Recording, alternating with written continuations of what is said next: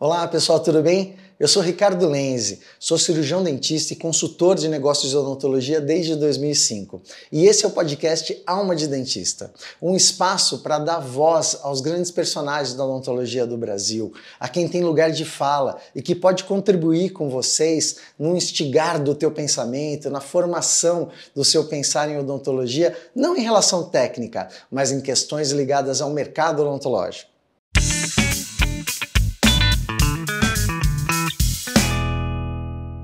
E eu queria agradecer também aos nossos apoiadores, pessoas que colaboram com esse podcast. Queria agradecer a Dil Sports, protetores bucais, a Isaliner, alinhadores ortodônticos, a Medens, implantes do Brasil, a Odontoways, software em gestão e odontologia, Odontopartners, cursos de especialização em harmonização orofacial e a Excellence, representante da Biatlante. E especialmente a editora Napoleão, que está dando pra gente aqui, para qualquer um que assistir o Alma de Dentista, um cupom ALMA15. Basta você ir até o site da editora Napoleão, colocar esse cupom e vai ganhar 15% de desconto.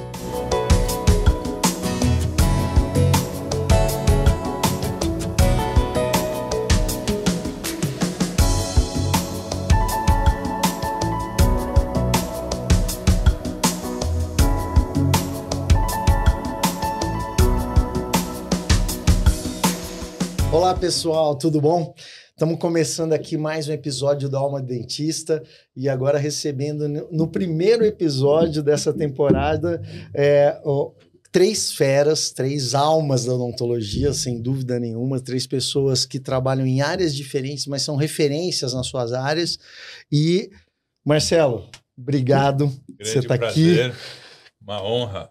Marcelo Quirilos, Flávio Lupozelli, meu irmão também. E esse daqui, então, meu irmão desde 92. Minha dificuldade vai ser te chamar de Ricardo. Não, é Royal, já tá, a Xuxa já chamou ele Royal, não tem problema. E três áreas diferentes, né? Harmonização orofacial, parte de estética, de dentística, de prótese, parte de implante. E eu separei pra gente um primeiro tema, que é um tema que vocês navegam muito bem, que é a ciência, né? Mas a gente está vendo uma série de problemas na formação do profissional. Então, esse episódio, o que esperar do futuro da ciência e da formação na odontologia. Nós estamos falando de um ambiente mercadológico com número de faculdades absurdamente maior do que qualquer outro país, né? Eu acho que a questão não é nem falar do número em si, são 722, mas um comparativo com os Estados Unidos não chega a 100 faculdades de odontologia, então vamos pegar um país do mesmo tamanho, né, do nosso, mesmas características. Né, mesmo o Canadá, que é muito grande, a China, nenhum chega perto. Não chega perto da gente, então nesse comparativo é absurdo, 40 mil profissionais anos saindo para trabalhar, aumento significativo das clínicas populares, criando aquele primeiro emprego do dentista, onde eu não sei se aquilo ajuda ou atrapalha a formação técnica desses profissionais, formações de cursos em harmonização, que a gente sempre conversa, né, Flávio? De 3 dias o cara já sai espetando a galera aí, planejando e já fazendo procedimentos novos na odontologia, sem conhecimento científico. Então eu queria entender de vocês a visão aí dessa formação, eu acho Flávio. Que o problema não é nem espetar, viu? O problema é depois sair do curso de 3 dias e ensinar. É porque quando você faz uma coisa que você não sabe, você prejudica meia dúzia. Quando você ensina, os danos são irreparáveis, né? Então esse é o maior problema. E eu acho, eu não sei o que os meus amigos aqui pensam, né? Mas eu acho que sim, esse número de faculdades e cursos, isso acaba prejudicando um pouco, porque cai muito a qualidade, né? As pessoas acabam se preocupando menos com qualidade pela oferta maior, mas eu acho que as redes sociais, principalmente, são um fator contribuinte muito importante para essa perda de qualidade. Por quê? Isso não é uma crítica às redes sociais, que sim, é uma ferramenta. É uma ferramenta, ela tem que existir, a gente tem que saber a imbecilidade humana ela. Sempre existiu, independente da ferramenta. Exatamente, não é culpa dela. Só exatamente, mas o que acontece é que antigamente, com certeza na minha época, na época do Jolie, na época do Marcelo, na sua época também, para você virar alguém na odontologia, você precisava estudar muito e mostrar que veio. Quer dizer, se eu quero fazer reabilitação oral, eu preciso mostrar para o Marcelo, para o Calamita, para o Irata, porque eu sou um cara bom. Se eu quero ser um cara top na área de implante pé, eu preciso mostrar para o Jolie, para o Glécio, entendeu? Para o Ricardo Andrés Landázuri, para todo mundo que está na crista da onda, que eu sou um cara bom. As redes sociais acabaram com isso. As redes sociais criaram celebridades do dia para a noite. Na harmonização isso foi pior porque era um campo sem dono, em que qualquer um pôde fincar uma bandeira e se autoproclamar referência. Sim. Né? Então se confunde muito o conceito de conhecimento científico real com o conceito de você ter notoriedade, que as redes sociais, elas trazem notoriedade. Se ela tem 3 milhões de seguidores... Conta o número de seguidores. Exatamente, exatamente. Virou currículo, né? Entendeu? Aí é aquela coisa, muito né? marketing e pouco conteúdo. Não é ruim ter seguidor comercialmente, não é isso, é a ferramenta. Acho que tá certo, acho que tem que procurar fazer. Mas a questão é que isso não pode ser o balizador. Né? Porque se a gente sabe que ser famoso cientificamente, academicamente, ser famoso no Instagram é a mesma coisa que ser rico no banco imobiliário, não tem nenhuma relevância. Sim. Entendeu? Então, o número de faculdades, eu acho que também, além das mídias sociais, é um complicômetro muito grande. Você falou, são 700 e poucas faculdades. Eu acho que mais de 90%, eu não sei o dado oficial disso, mas mais de 90% são privadas. E essas universidades privadas, elas são... quem possui são fundos. E esses fundos são coordenados por bancos, que visam o quê? Lucratividade. Que nem você falou, na época do Jolie, na sua época, na minha... Na época tem mais ou menos a mesma idade. Eu tô gostando dessa época do Jolie. A nossa idade... Vamos arredondar, né? 30 anos de... Eu vou explicar melhor. Na verdade, de odontologia. Na verdade, nós temos a mesma faixa etária, na verdade. Mas quanto você tá, Marcelo? 33, não, 56 anos. 56. Você tá com? 50. Eu sou mais novinho daqui, 48. 48. Embora eu tenho 50. A carcaça estragada, eu sou mais novo. A questão não é essa. A questão não é a idade física, não, a cronológica. Tinha uma curva de experiência. Não, a questão é que eles chegaram lá no alto nível da odontologia muito antes de mim. Então, mas nessa época do ponto de vista de pessoas a seguir, quando o Jolie já era uma celebridade, Marcelo já era uma celebridade. Então, nesse Marcelo, aspecto que eu quis dizer. Com quantos anos de formado você olhou assim para você e falou assim, putz, cara, eu tô com notoriedade. Não vou falar sucesso, nós vamos falar disso em outro episódio, mas tô notório, tô bom, que maduro. Tô maduro, tô bom. Sabendo o que eu tô fazendo. Tô sabendo o que eu tô fazendo, seguro as buchas aqui que me aparecerem. Quanto tempo de formato? Cara, a gente começou, eu e o Moreira juntos, a gente fez faculdade juntos de vocês 86 são vocês são siameses quase, né? A carreira fez faculdade juntos, mesma classe. Os Marcelos. E aí quando a gente montou a clínica foi em 1990. Tá. E a gente começou a mexer, o livro foi lançado, aquele primeiro livro que a gente estava conversando, o Sorriso Modelo, em 2004, com casos que a gente fez entre 99 e 2002. Ou seja... Então a gente começou a ver um sentido no 9º ano, depois de formado, com 10 anos. Que é o tempo. A gente encontrou também, Flávio, quanto tempo? Eu também, para mim foi assim, só que assim, eu nem sempre quis ser dentista. Na verdade, eu sempre gostei de odontologia, mas eu tinha dúvida se eu queria ser piloto de avião. Então eu fui fazer aviação antes de ser dentista, entendeu? Então eu acabei me formando é bem parecido, um pouco mais tarde, é igualzinho.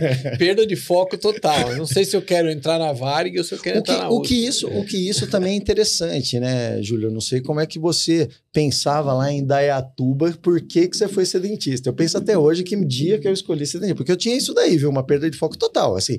Pensava em ser... Eu também queria entrar no ITA, eu também queria fazer arquitetura, eu também... Sabe? Um negócio assim, totalmente... aberto. No meu caso foi diferente, porque eu não tinha esse desejo de ser dentista, eu tinha desejo de ser professor. Até diante do exemplo familiar dos meus pais, professores primários. Independente do que você então, eu podia ser engenheiro, podia ser médico, podia ser advogado, eu queria ser professor. E a coisa naturalmente aconteceu. Então, minha formação foi diferente.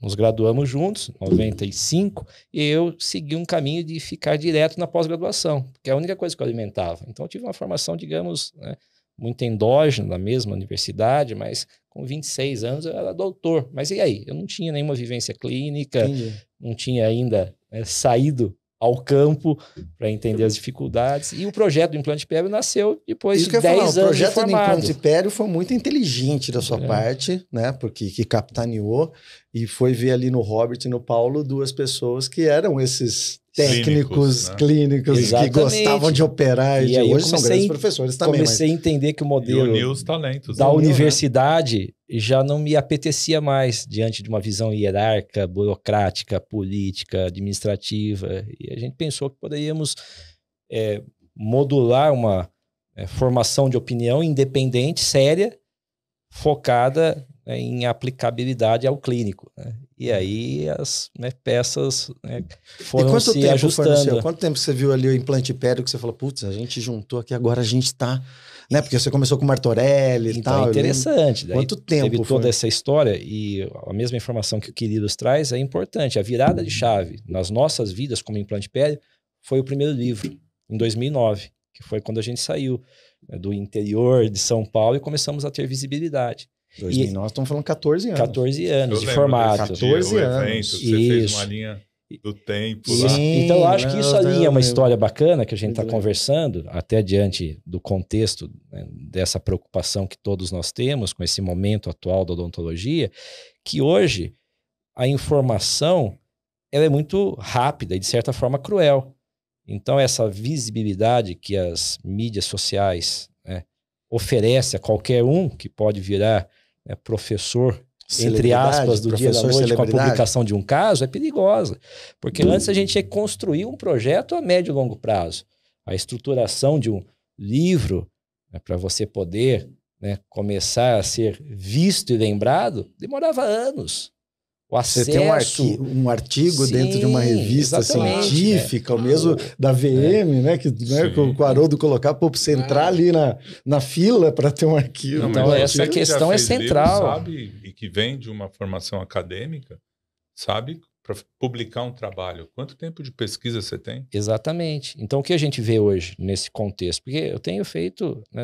todas as noites de insônia, uma reflexão em relação a esse assunto, né? De onde viemos, onde estamos e onde vamos. Né?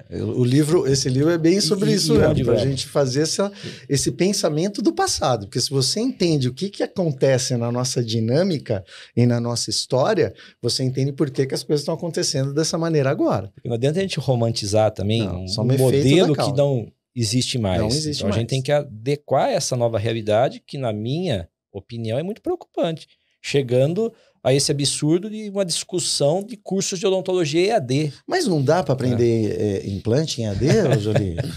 Você para pensar, são 700 universidades com um número grande privado focado em lucratividade, que é o que o banco quer que a universidade dê resultado. EAD é perfeito. Você diminui carga horária. Exatamente. O custo da faculdade de odontologia é um custo caro, não sei se vocês lembram, mas quando a gente fez faculdade, se eu não me engano, eram 6.000 horas de formação. Hoje caiu pela metade. A grande maioria dos cursos, 3.000 horas. E agora estão querendo levar isso para EAD. Hoje é meio período, nossa época caiu, integral. Né, Marcelo? Você pegar doutorado, antigamente você estava doutorado, você tinha 90 créditos. Agora é 40. Mestrado, antes tinha ser, agora é 30. É 30, não, 25 essa questão tudo caiu. Eu acho que a gente está vivendo, não sei se vocês concordam com isso, eu outro dia estava refletindo sobre essa...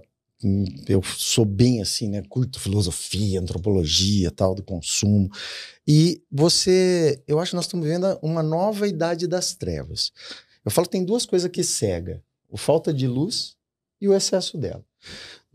Na Idade Média, a gente não a Idade das Trevas era tirar conhecimento do povo, né? Tira a ciência, deixa escondida, queima os livros, queima os livros e tal. Agora, cara, não. Todo mundo tem a informação e pode dar informação.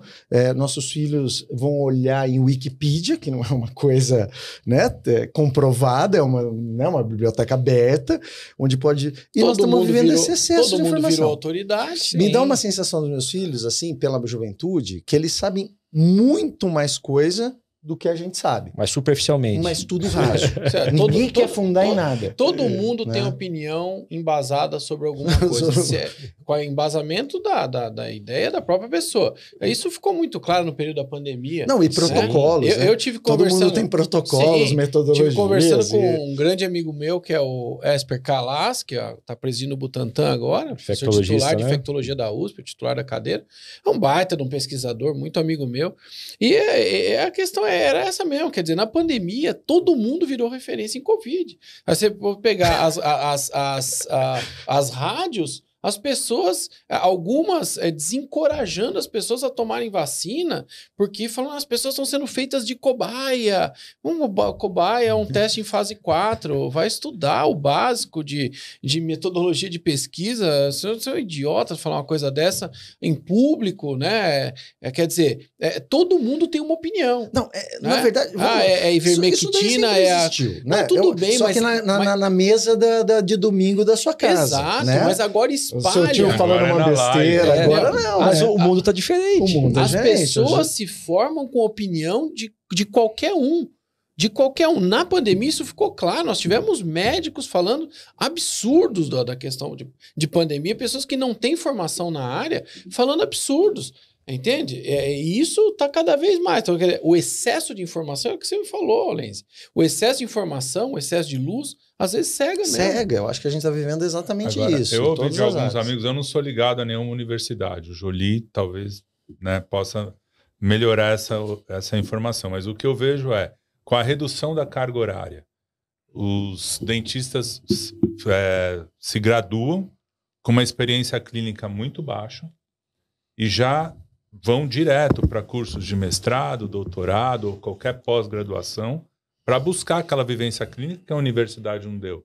Então a universidade acaba ficando uma fábrica de cursos para o cara acabar o curso de graduação, continuar pagando pós e tudo mais, e vai formar aí profissionais que vão se tornar professores sem a vivência clínica. Então é uma roda dessas 700 universidades jogando 40 mil dentistas por ano no mercado, que aí, como você falou, qual é o primeiro emprego? Mas eu acho que... Uma clínica popular. É aquela história, né? Existem... Econômica agora. Universidades, né?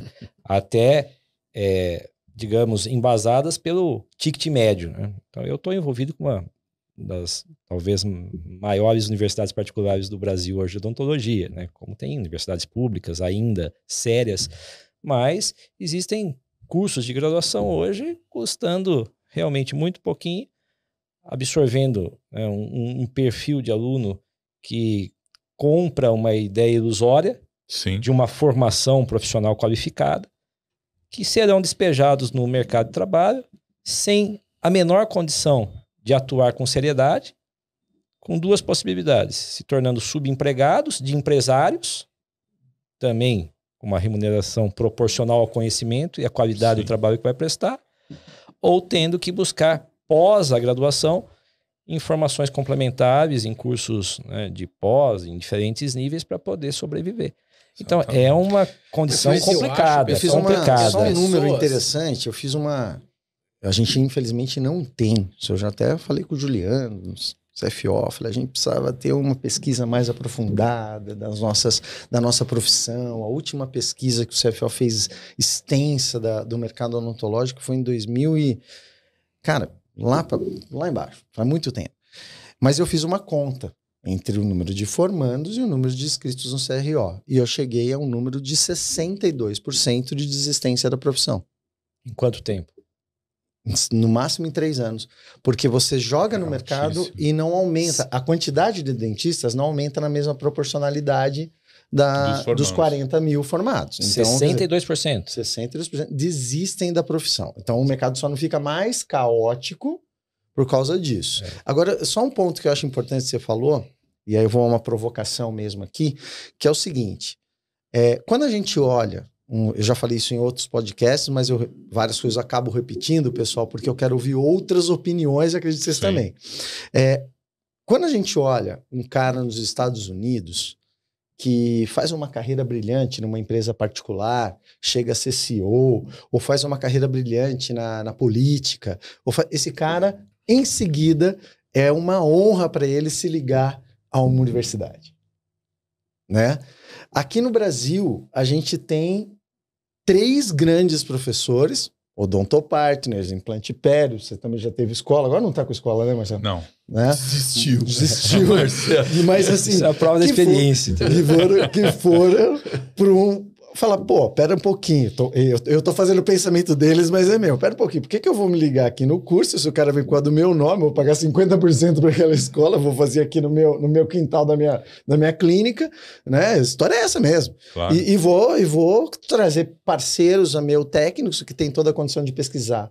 Né? Jolie ainda está ligado a uma universidade privada, São Leopoldo Mandique, né?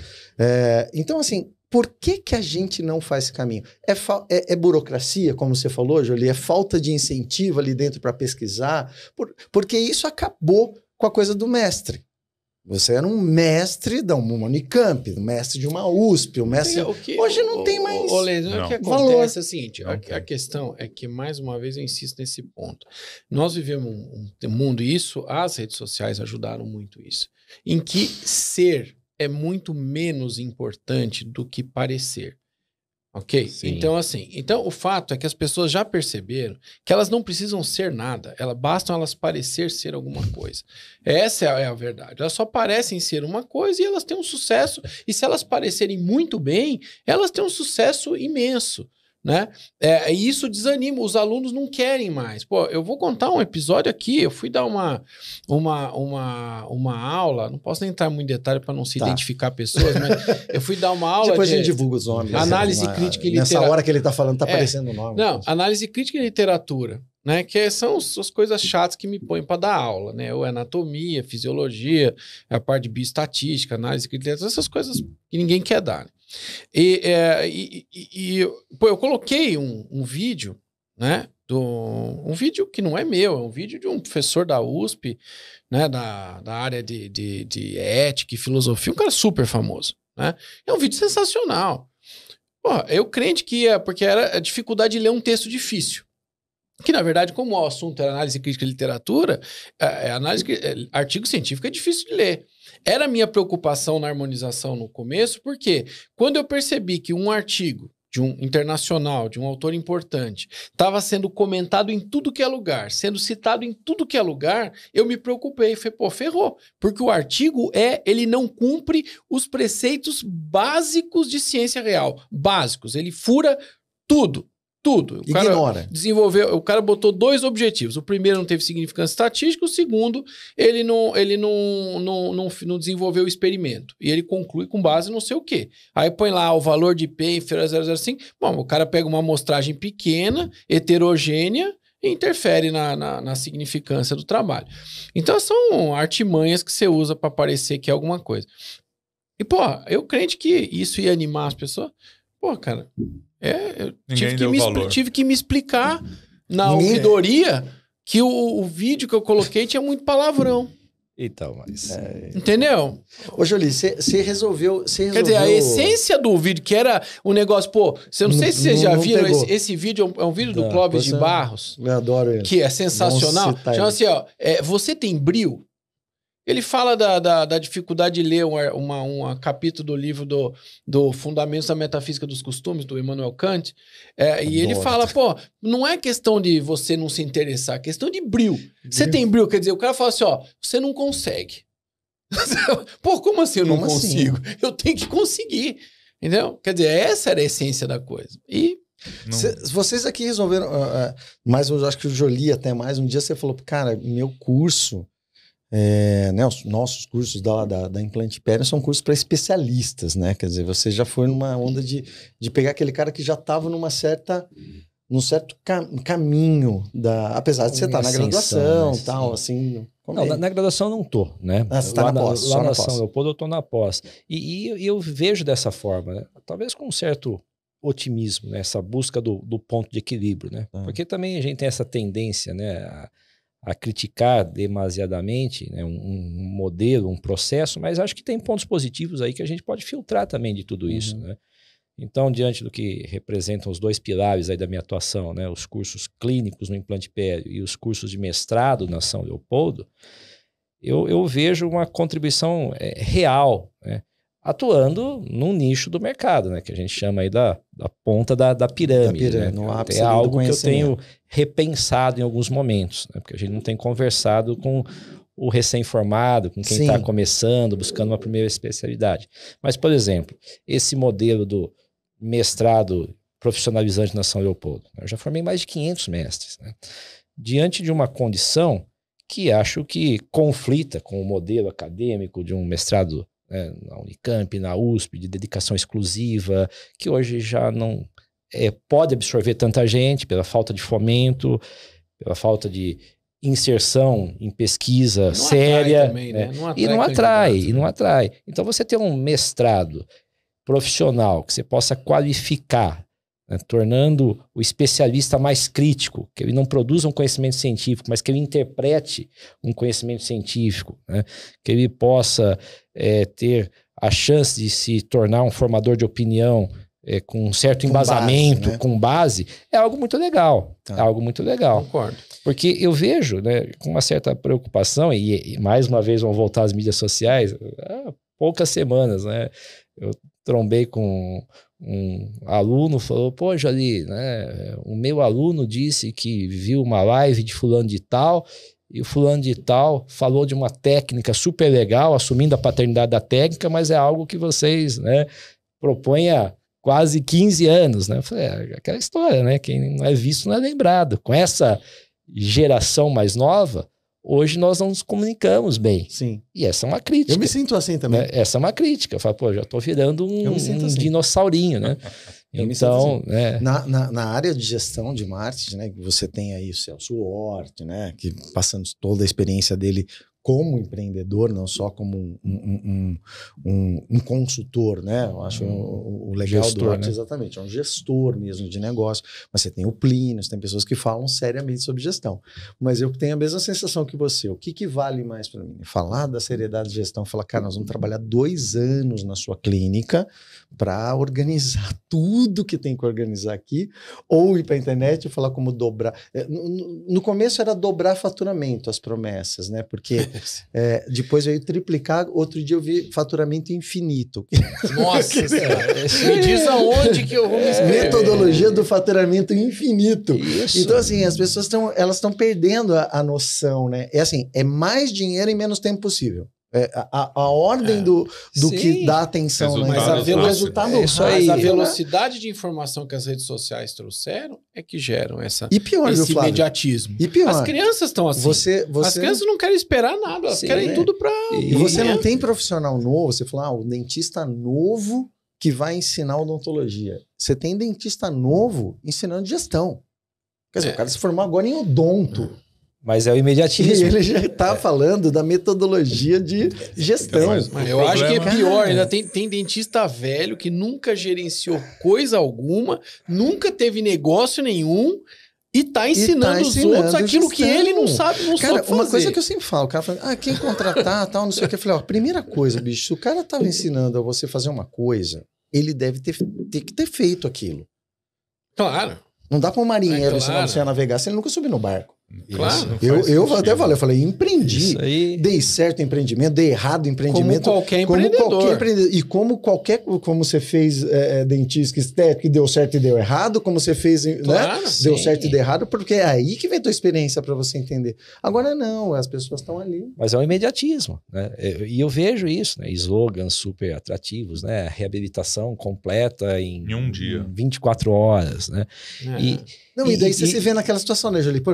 Pô, eu também queria ter essa chamada. Isso. É que eu não tenho esse produto. Você fica honesto também, você fala, eu não Exatamente. tenho. E quando você atua com responsabilidade, você fala, pô, será que só eu sou idiota? Mas não, você tem essa responsabilidade. Você tem os seus valores, Porque- cara. Você Você E não eu vai- vejo, conversando com meus filhos, né, adolescentes, às vezes, pô, pai, olha que idiotice tá publicada aqui no Instagram. Eu falo, não, idiotice é você perder seu tempo, né, acompanhando essa publicação. Porque é aquela questão, é absolutamente ilusória. Porque todo mundo tem essa, digamos, vontade de um resultado com pouco esforço, em pouco tempo, que traga, né, satisfação E dinheiro, pessoal e financeira. dinheiro, respeito e tudo. fácil. Todo mundo, poxa vida, quero ter um ateliê oral, né? Não é uma construção de um dia para noite, né? Aquela história 3 anos. dos fácil, tombos Quando a e gente fala das de pingas, branding, né? Quando a gente fala de branding, é isso, é uma marca. Isso. Né? Eu gosto muito eu não gosto muito do anglicismo, mas o inglês tem uma coisa legal na administração, que é sempre o ING, né? Quer dizer, training, branding, quer dizer, uma coisa que não para.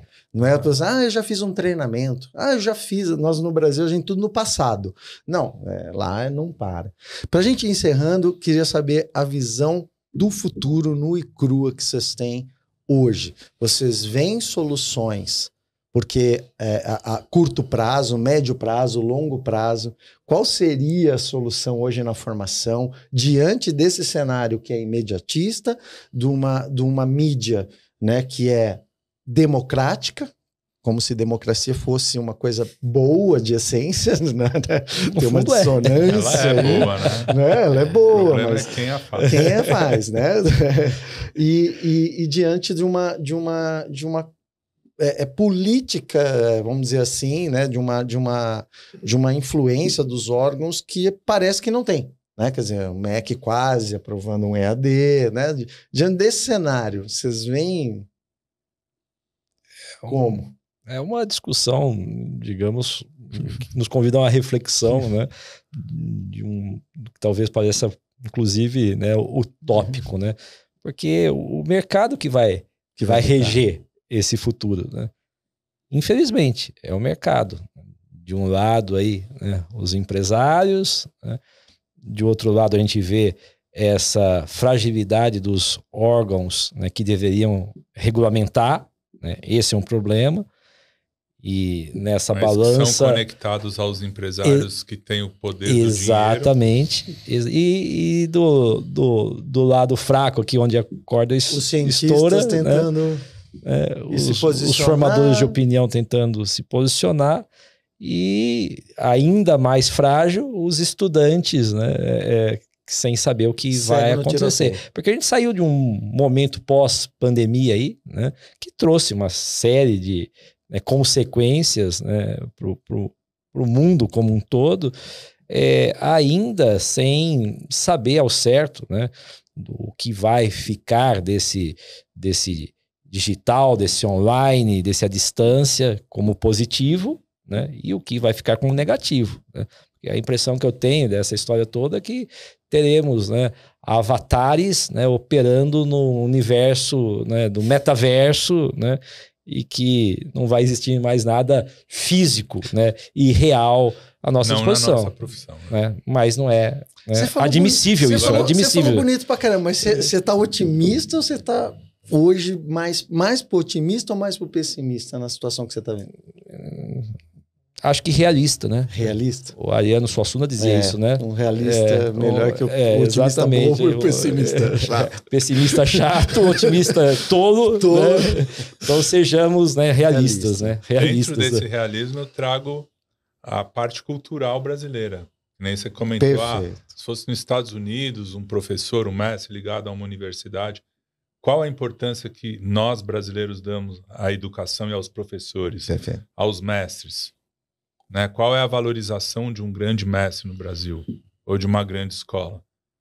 Aqui o capitalismo e os lucros acabam se sobrepondo a isso. O professor não é respeitado, a cultura não é incentivada. Então o cara se forma num curso mediano, tem o diploma, é isso que importa, ele está no mercado de trabalho. O aluno deixou de ser aluno e virou cliente, né? Então, é mercantilização eu acho que absoluta. Também. Isso mostra o número de universidades, a qualidade dessas universidades e o objetivo dessas universidades. É ensinar ou é dar lucro? Então, olhando de uma forma realista, eu não vejo no médio prazo um futuro na profissão que seja muito glamuroso. Né?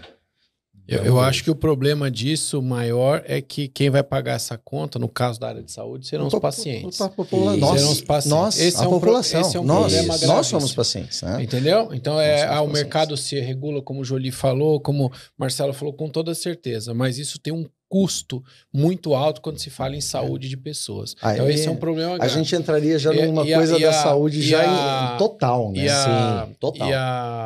Só um número interessante,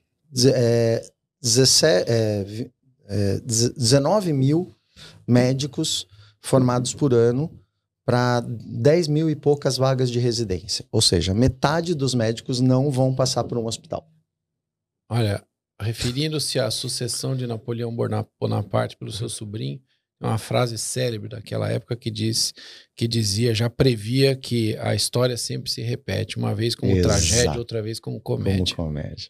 Muito excelente. E, gente, eu estou encerrando esse episódio lembrando uma coisa que eu coloquei e que eu pesquisei no marketing do cuidado, né? Por que o marketing do cuidado?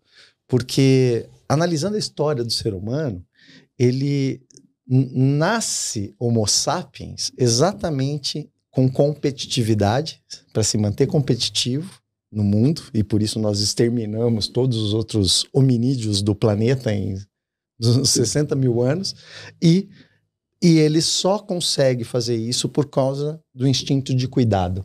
Para cuidar do meu, eu tenho que competir com o outro. Só que quando ele terminou com todos os hominídeos, o outro virou nós mesmos e a gente passa por esse paradoxo. Eu tenho que cuidar para ser competitivo, eu tenho que competir para conseguir cuidar.